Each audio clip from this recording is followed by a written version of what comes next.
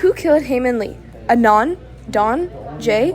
The lack of justice to Hae and her family tells the true depth that the detectives went into when investigating this case. Today, we're going to be reviewing the case of Hae-Min Lee's murder. We'll be covering all the details, evidence, and stories from witnesses. I'm Caitlin. I'm Avika. And you're listening to The Power of Addiction, Episode 1.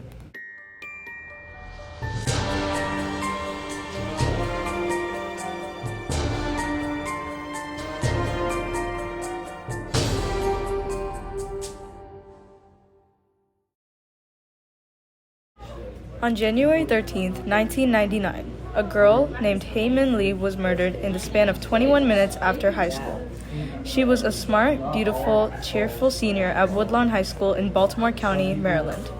There is a wide variety of alibis and theories connected to the murder, but we believe that this was a well-supported crime committed by one specific person and defended by many.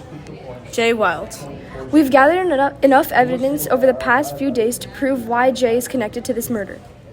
Here's our first piece of evidence, Adnan's alibi. A girl named Asia McLean wrote letters to Adnan shortly after he was arrested. The letters basically stated that Asia, her boyfriend, and his friend saw Adnan at the public library right next to Woodlawn High School on January 13th, 1999.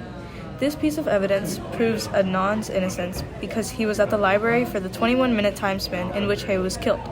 It also shows that he did have an alibi for that afternoon. Here's what Asia stated in her very first letter. Dear Adnan, I hope I spelled it right. I'm not sure if you remember talking to me in the library on January 13th, but I remember chatting with you. My boyfriend and his best friend remember seeing you there too. This is just one piece of evidence, but we need to talk about a few more that prove our theory. We've also come to figure out that Jay was one of the main drug dealers and weed suppliers to Woodlawn High School. It wasn't just like I was selling a nickel bag here and there. At the time, this was Maryland in the 90s. The drug laws were extremely serious. I saw the ATF and DEA take down guys in my neighborhood for selling much less than I was at the time. This piece of evidence describes how Jay would sell weed to people in school, making him a plug. Here's something else we learned recently. Jay showed the detectives where Hae's car was. Hae's car was supposedly sitting in a grassy lawn near Edmondson Avenue for 6 weeks. During this time, there were many storms with snow and hail. Cars that were next to and around Hae's were very damaged, but Hae's car was spotless. But the thing that's most concerning about this is that the grass under Hae's car was green. It was fresh and vivid, like it had just been parked there.